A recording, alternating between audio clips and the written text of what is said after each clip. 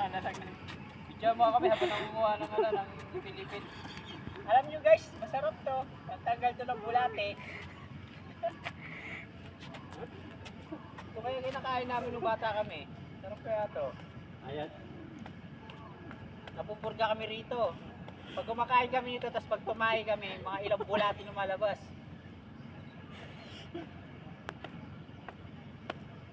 Eh, wala naman pala laman eh.